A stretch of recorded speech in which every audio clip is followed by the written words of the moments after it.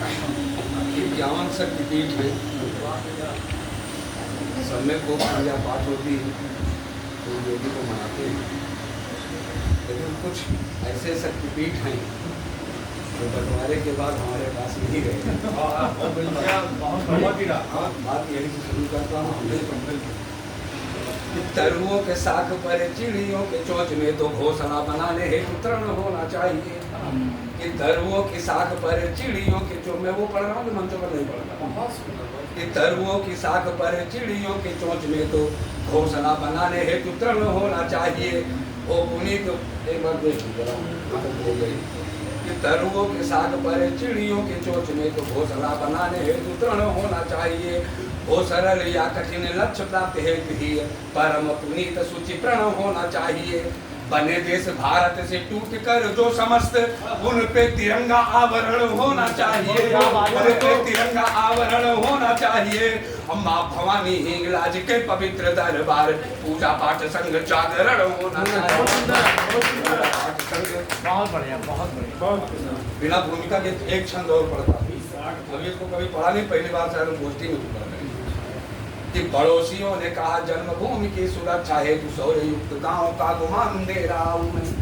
कि पड़ोसियों, भूमिका वहां बनानी पड़ती है जहाँ पर श्रोता बैठे होते हैं, यहाँ पर सभी लोग कभी बैठे इसलिए उसकी जरूरत नहीं। कि पड़ोसियों ने कहा जन्मभूमि की सुरक्षा हेतु शौर्य युक्त गांव का गुमान दे रहा हूं मैं। बूढ़े बाबा बोले निज स्वर को बुलंद कर कुल का कुलीन उड़ान दे रहा हूं मैं। बैरियों का वार वक्ष पर रोकने के लिए पिता ने कहा कि स्वाभिमान दे रहा हूं मैं। पिता ने कहा कि स्वाभिमान दे रहा हूं मैं। और फटकारा भुज दंड और बोला बड़ा भाई सीमा की समस्या का निदान दे रहा हूं मैं। सीमा की समस्या का निदान दे रहा हूं मैं। चार पंक्तियां हमारी दो नारी शक्तियां यहाँ बैठी हैं, मैं उन्हें समर्पित करता हूँ। कि नारियां तो है सहनशीलता का पर्याय, भूल में कभी भी वह कुमत नहीं चाहती।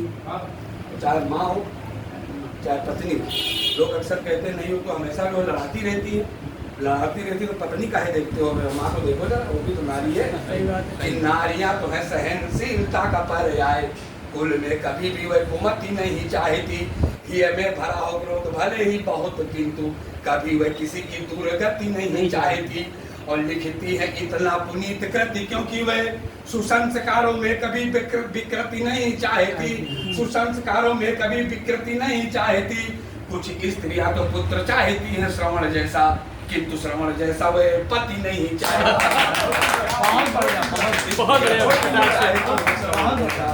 किंतु श्रवण जैसा वह पति नहीं चाहती। अंतिम पंक्तियां पढ़ करके स्थान लेता हूँ। जब तन व्याकुल हो जाए कुसुमे है किसी तूफानों से, जब समय तीर छोड़े कुछ घातक अपने सधे कमानों से, जब घोर विपत्ति चौखट पर आकर कटुलाग आलाप करे, जब कभी बला तांडव करने का अपना करुण विलाप करे, जब कंटक उद्यत हो पथ पर पैरों में चुभ जाने को, जब खड़ी विवस्था की खाई हो बहुरुस्ता अजमाने को, जब वातावरण लिप्त हो जाए पीड़ा के अभिनंदन में, जब गरल घुलन की चाह भरे कभी सुगंधित चंदन में, जब निरीहता का तुच्छ मंत्र निज हृदय नहीं रमने देना, कभी धैर्य के महाचक्र की धुरी नहीं थमने देना। चार पंक्तियां पढ़ता हूँ।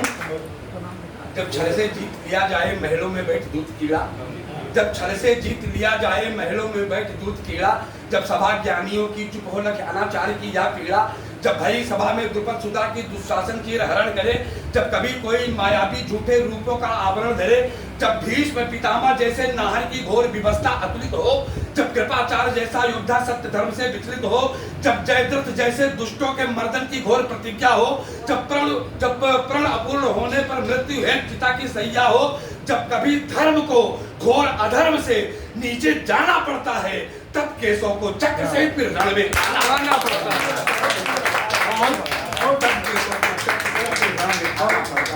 लंबा हो जाएगा काव्य पाठ, आगे बढ़ाइए। अरे बस करो, बहुत